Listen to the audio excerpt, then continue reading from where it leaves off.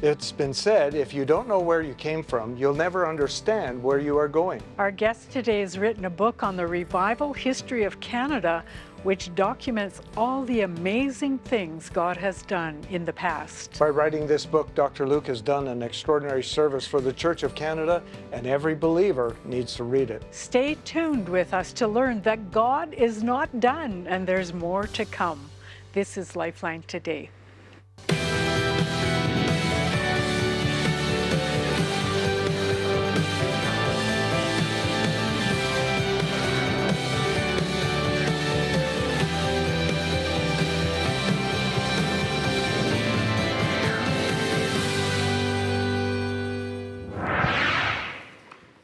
Welcome to the program. Yeah. We're so glad you're a part of it. It's going to be a great program today because we have Dr. Luc Neibergall here. And we're going to continue something that we started a little bit in the previous program. So we'd love to continue on because let me just say this, that you're a recognized prophetic voice in Canada and beyond. That's great, isn't it? Because I know your story from the beginning, and it took a while to get there, didn't it? Yeah. And you're the author of over 30 books, including your latest here, and that's one we've been talking about, the revival history of Canada. Welcome to the program, Luc. It's good to have you here. Yeah, thank you so much for having me. I always have so much fun with you guys. Well, you know, the stuff good. that you write about and share, personally, we feel like this is stuff people need to hear and know. You know, we've had experience just even talking recently to that other generation, like our grandchildren's generation, say certain things and they'll go, oh, I don't know anything about that. Yeah. Yeah, it's like clueless, you know. I know. And you think, really? So You know, what we say all the time is this book, Luc, is a gift to the nation. Right. And I know that you said on the last program that you write in 5 genres, but you have never done anything in the area of history before, so this was new to you. But God really commissioned you to write this book. So why do you think God felt that this book needed to be written? Yeah, that's such a good question. And I'm constantly blown away by how important it is for us to understand where we came from. Yeah. You know, and if I'm thinking about why I believe it was so on God's heart that this would be written, because I'll tell you, my heart was blazing to have this written. I knew it was a mandate from the Lord, but even as passionate as I was, I know God was more passionate about this book being written. Wow. And I believe that it's for 3 reasons. The first is this: I believe we need to honor fathers and mothers. And some of those are fathers and mothers of the faith who are still around, still living today, and some are date way back to the 1700s. Yeah. And I really believe that we're in a time right now in the global church, but also in the nation of Canada, where God is remarkably passionate about generations walking together. Wow, isn't that good? I think it's so important. And you know, something that a phrase that's thrown around a lot is, and I think it's an unfortunate phrase, is that many say there's so few fathers and mothers, and I wouldn't say that's true. I think there's amazing fathers and mothers in the faith. You know, some are here in this room with me. Yeah. But you know, it's not enough to have good fathers and mothers. We need good sons and daughters who can actually honor generations who have gone before us. Otherwise, we cannot build off of one another and truly encounter the God of generations. See, I believe that the generation that's coming up, they need to stand on the shoulders of the mothers and fathers that have gone before them so that they can see farther and go farther than what we have in our time. And I see every time we go to a conference or we have, you know, a conference here and we have the generations coming together, I see that God is moving and that there is a generation that's rising up right now. And we talked about this in the green room, not just a new generation rising up, but a generation rising up who will pay the price. Yes. To go the distance for God in this next season. You know, we have a Nepali ministry in church that's under our church here in our own building, and Pastor Prakash is a delight to talk to. But when you do talk to him, the contrast of culture is stark, shocking. The more older you are, the more honored you are, the more precious you are. And when I say shocking, North American culture, it's almost the absolute opposite. And I think one of the things we can take heart in is biblical perspective is not like our culture. Yeah. It honors the fathers of the faith. In fact, that's what Hebrews 11 is, right? Yeah. It's a litany of those who paid a price. And it even says about some of them, and many did not even see what they were Yeah. believing for. Yep. Yet they're honored. Yeah. Yeah, Yeah, right. Absolutely. You talked about one of the reasons why God would have this book written at this time was that history can be such a profound teacher. Just talk to us a little bit about that. Yeah, I'd love to. Yeah, as I mentioned, I believe there's 3 reasons why God had me write this book. The first was to honor fathers and mothers. The second is just to remember where we came from. Yeah. So important. But the third one, like you said, it's that history can be such a profound teacher to us. And Absolutely. I was absolutely astounded because I documented revivals dating all the way back to the 1700s in this book. Yeah. And when I went back, not only was I learning about these great men and women of faith, I felt like there were tools being added to my arsenal. Oh, wow. And it was so, and their faith, like, there were such astounding people in the nation of Canada. I was just like blown away, but my faith began to increase. And I began to understand that, when we understand the history of a nation, it helps us to discern the seasons and times of where we actually are. And, in Canadian culture, we struggle with things here and there. And, one example is, we've really had a hard time in Canada holding on to the prophetic. And we Yeah. talked about this in the last episode. But we've had a hard time holding on to that. But there's a reason for that. It's because history actually determines who we become. And I was able to look and understand past things in history of, this is where that wound came in. And now this is how we can overcome it. Yeah. So history is such a profound teacher because we can look back and actually not just learn from those who have gone before us, but understand the spiritual landscape of a nation of why we are who we are today. Yeah. Wow. Yeah. It's amazing. That is amazing. If we have a generation that does not know the forerunners, Yeah. then they are not going. It's almost like they have to start from the basement Yes. again. Yeah. But if they not only acknowledge or learn from the forerunners, they can start on our shoulders, Yeah. right, and go to the next level. Yeah. That's critical, really. When you were writing this book during the process, were you surprised that so many revivals either started outside Canada but came into Canada, and also so many started in Canada and went to the nations? Were you surprised? Oh, I was astounded because when the Lord did commission me to write this book, which was through an encounter, which I won't share that right now, but I almost felt like I was the worst candidate in a lot of ways because I said to God, I was like, well, God, I don't know much about history and I have no clue how to write history, Yeah. but it's just like God to choose us in our weaknesses. And He does. And when I began studying revival history of Canada, I was absolutely blown away because I had no clue that revivals that started in other places, like the Azusa Street revival that started in 1906, I had no clue that there was a man who went up there, caught that impartation and brought it back to Canada, and it went like fire throughout Canada. It did. I had no clue that the revival that started in the States with the Jesus People movement, that it actually went all across the nation of Canada. And It some did. of, one of the pioneers, Eve Bassett. I know. She's Yeah. such a gem of a woman, such a mother in the faith in Canada. I didn't know that when she was in her early 20s, she became a mother figure to all these newly saved young kids who were Isn't this her age. something?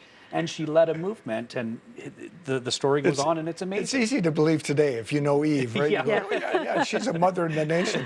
But here Yeah. she is in her 20s, and Yeah. she's a mother to all these others. Yeah, so we see these movements that are historical movements. Everyone knows of the Jesus People movement of Yeah. Azusa Street, but we don't understand how it impacted Canada. Yeah. Yeah. So we see it coming from other nations here, but then we also see that from Canada, it has been such a birthing place of revival. It has You been a look at the birthing Toronto place. Blessing with John and Yeah. Carol Arnott, like that really flipped the world right side up. It did. Nations all over the world gathered to Toronto, to the nation of Canada, got fired up, and nations were changed everywhere through what God did in Toronto. Do you know, I got to say this. We flew to Toronto in 1995, I think it was. So just months after this started, we wanted to see. There was controversy involved, Yep. so we wanted to see. But one of the best moments of my life is we get off the plane, walking through the airport in Yeah. Toronto. Terminal 3, I think it was, and there's a big sign, "Airport Revival this way." Wow. And all the way through, down through the baggage and everything, signs, revival this way, airport revival this way. And And I said to Joan, okay, this is good. This is great when you've got airports so busy because people are coming, they've got to acknowledge there's a revival down the road, which Yeah. literally it was down the road It was from the wonderful. airport. And we were pastoring at the time. And so, of course, people were talking about what was happening in Toronto. And as pastors and leaders, we just felt like we needed to go and just see for ourselves.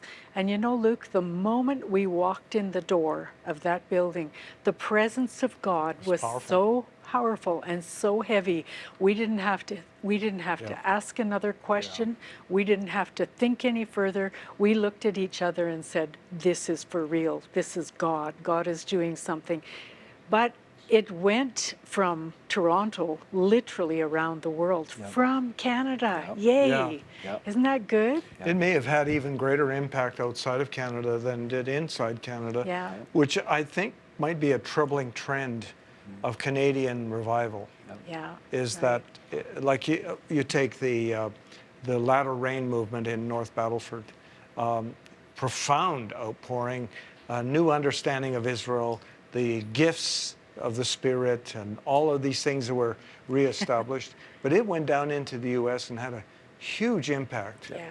But the North Battleford thing almost, kind of dwindled out. It did go to Vancouver, British Columbia, and some other places. And remnants of it are still in effect, but not the same impact, perhaps. Yeah. Yeah. But what other seasons and what other revivals really, really inspired you? I know in the green room you were saying it's just my heart was rekindled for God to do something more. Yeah, there's so many I could choose from because it's a 520-page book. I think I have over 180 citations. There's 45 chapters. Each page is just, there's so much. But honestly, I think probably one of my favorite pioneers who the Lord raised in Canada was actually a man in the 1700s, and his name was Henry Allen. Wow. And he was such a remarkable man. He was originally from the States, but moved to Nova Scotia when he was a child. And this was during the time of the Great Awakening, when he was really bringing a new definition to what salvation was. Because salvation was understood as very political back then. It's like if a nation was saved, everyone is saved. Wow. But the Great Awakening preachers, known as the New Light preachers, they were the ones who brought a revelation of understanding, no, salvation is personal. Right. You need to make a personal decision. And this man named Henry Allen, he was the New Light preacher of Canada.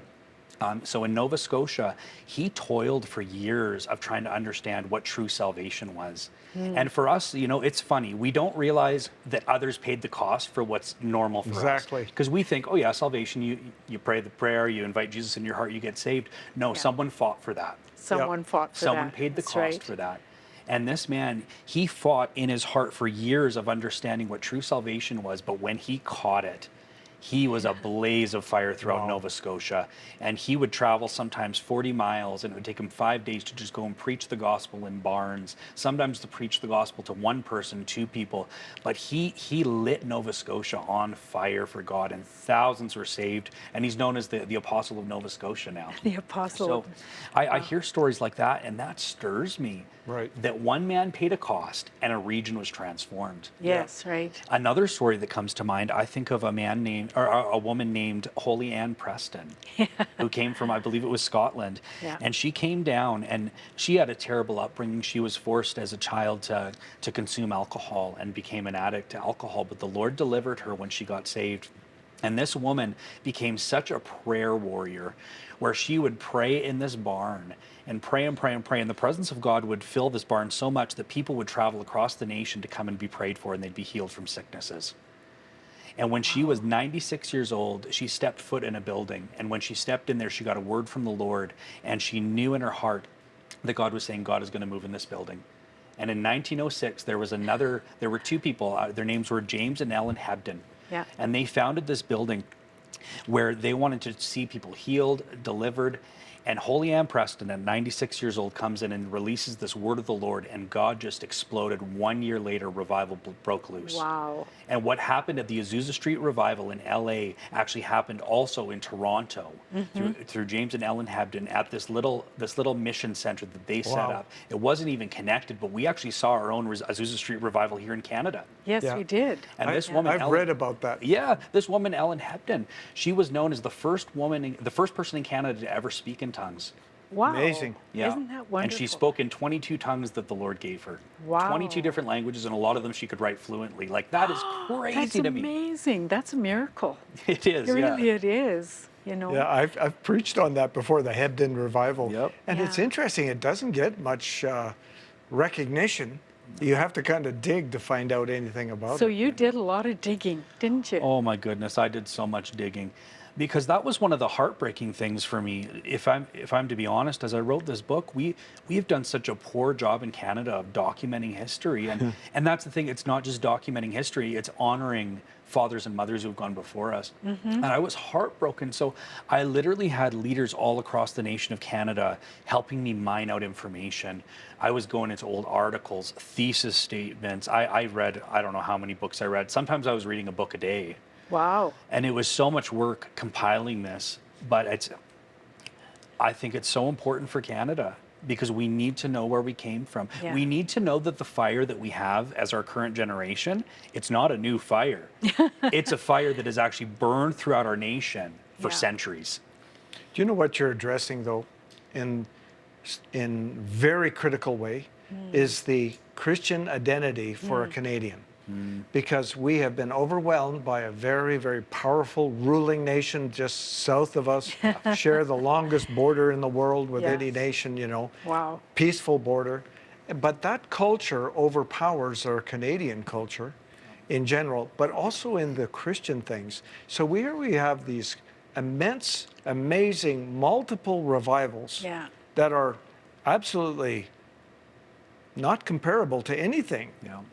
far greater than some of the things that have happened in America. Yet our identity was kind of lost, overshadowed by something that overshadowed it.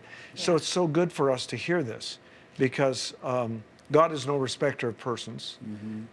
You know, I always explain this to people. America is a ruling nation. It actually sets the order in the world, sets peace in the world. Canada is not a ruling nation. We are a serving nation. Well, you know, who gets the biggest rewards? The servant. The serving nation, it will be blessed. But just so we know, our identity Yeah. is that it's not lesser. We are the ones that'll wash the feet of Jesus, right? But it has such a critical place, and that's what your book is doing. And I think there's a few others that are doing this right now that are really awakening the Canadian identity. And I know, Joan, you and I know this. When we pioneered 24-hour Christian television, it was our intention to create or to reaffirm the Canadian identity, and that God had a place for our nation, and that our nation will be saved. And we had people calling saying, is this really true?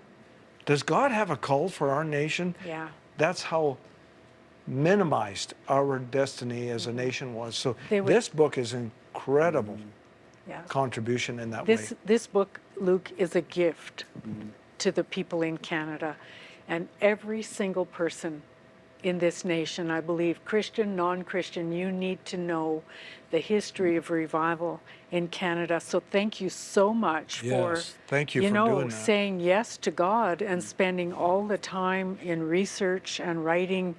But I just want to get this book into every person's hands. And Luke, we know that Mention our partnership. if you want to go on to Amazon, this book is available on Amazon. But also, we said in the last program that you've given us permission to use this book as a gift for partners who call in and partner with us for $50 a month. This will be the gift that you get sent, and we're just believing to get it into as many hands as we can. I said something to a lady the other day. She was going on Amazon to buy it. I said, don't buy one, buy 10, because you're going to have friends who want to read your book and you won't get it back. And so buy 10. But I just believe that it is such a strategic book at this time in the history of Canada, because as I think you wrote in the very end of the book, a charge to Canada, and you talked about the next generation coming up and that God is not done. Just tell us a little bit about what you felt there in that charge you felt to write. Yeah, you know, when you look historically, like I said, just like with Henry Lynn, something like salvation, There was a man who paid a cost for that. Yeah. If you look at 1948 during the Latter Rain movement, when prophecy first started budding forth, like prophecy is a lot more common now, but someone paid a cost for that. Yeah. And right now in the nation of Canada, there's a cost to be paid. God is looking for people in this generation who will actually put their foot in the ground and say, I'm actually going to live my life on purpose today, because God wants to do something in this nation, and it's not just for my sake, it's for the sake of generations who are coming after Yeah, me. and generations will run together, won't Yes. they? So we That's always what we felt need. that vision, and we always declared it through Yeah. our television ministry for years, that Canada was like the secret weapon. God has a destiny for Canada, because Yeah. Canadians can go places many other nations can't, That's including true. Americans. And have favor. And God will use that. We are, I believe, part of God's end time plan. And I would also believe that Canada will be one of those nations that sees revival from sea to sea, from the river to the ends of That's the earth. right. We're going to come back right after this. We've got a little more to share with you from Luc Neibergall. Help change the spiritual climate of Canada by becoming a monthly partner with LifeLine today. All donors will receive this year's LifeLine Today fridge magnet, a reminder that you stand together with Dick and Joan for Canada. Pledge your support of $25 a month and receive this silver keychain and pendant declaring Joshua 1:9. Partner at $50 a month and receive as our thank you the Revival History of Canada by Dr. Luc Neibergall. This book will captivate you with the rich revival history of Canada as we look forward to the next national move of God. LifeLine Today would also like to send you the large print Amplified Study Bible with over 5,000 concise study notes to help better understand God's Word and enrich your walk with the Lord. It is our thank you gift to you for your faith-filled partnership of $100 a month. Your tax-deductible donation will empower this ministry to release the prophetic voice of God across our nation. Call today and say yes to becoming a partner with Dick and Joan.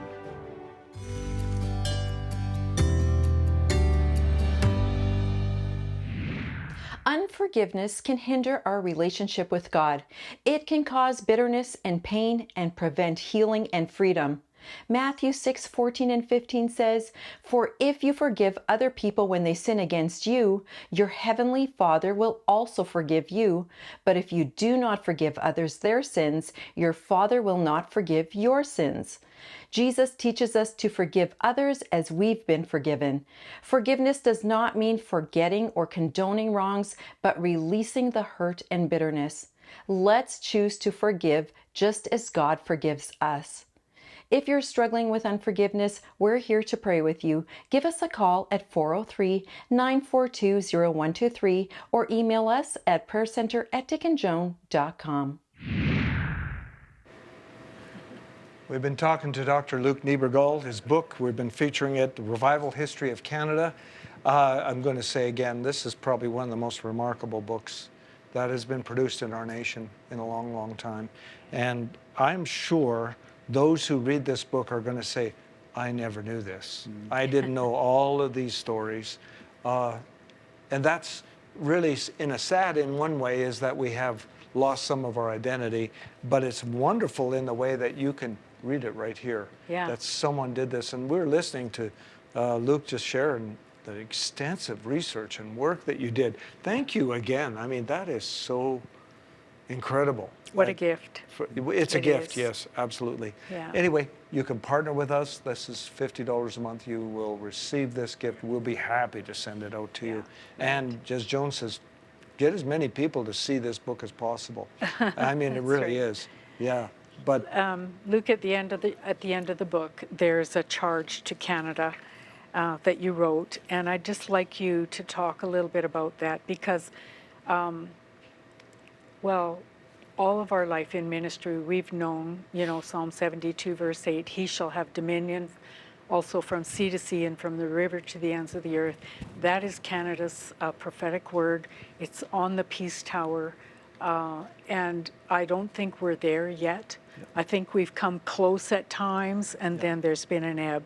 But there is something coming, I believe, that is going to be bigger and greater than anything we've ever seen. Just talk to us about the charge. You charge the generations. Yeah, one of the temptations with history is to look back and to be like, well, we played our part. This is what we did. But here's the thing, though. History actually tells us our destiny. Yeah. It tells us where we're going. And our foundation as a nation is revival, salvation, deliverance, healing. And that echoes throughout the story of Canada. Yeah, it does. So God's not done with that now. No. He's looking for people who will actually pick up the torch. And I know for myself, while I was writing that book, you know, I was writing this book about all these amazing heroes of the faith, fathers and mothers of the faith, and meanwhile I was getting ministered to and my faith was being charged.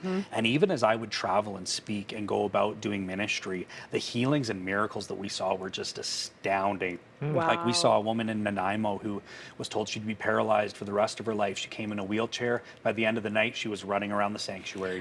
We saw another man in Manitoba who one of his eyes was straight, the other eye was this way, and we watched in front of 400 people. This was a Mennonite church. Oh my. We watched his eye straighten out. Isn't that And he didn't have wonderful? double sight anymore. And we've been seeing this everywhere. And that's just me as the author.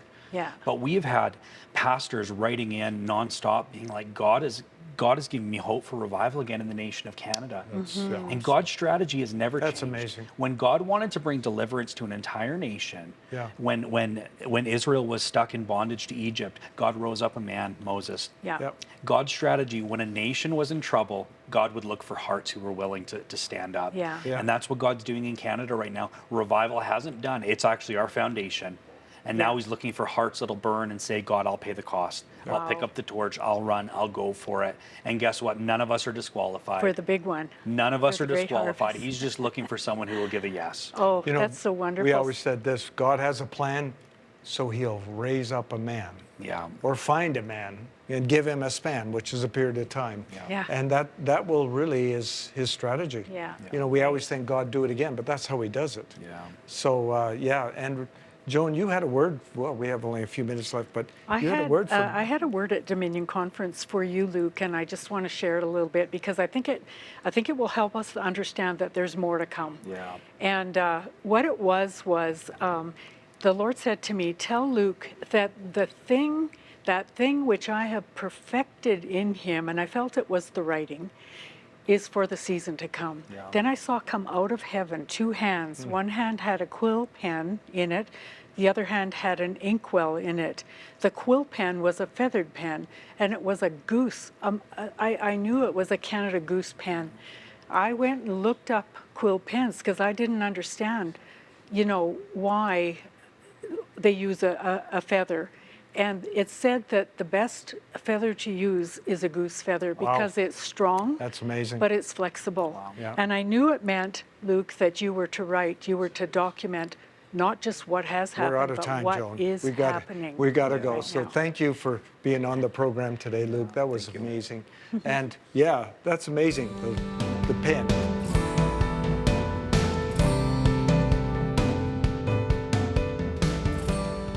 This program is supported by viewers like you, and we thank you for partnering with us. We want to hear from you. Send us your prayer requests, praise reports, and comments about the program. To watch past episodes, learn about the ministry, or contact us, visit our website at dickandjoan.com. You can also find us on Facebook at LifeLine Today with Dick and Joan, and on our YouTube channel, Dick and Joan TV.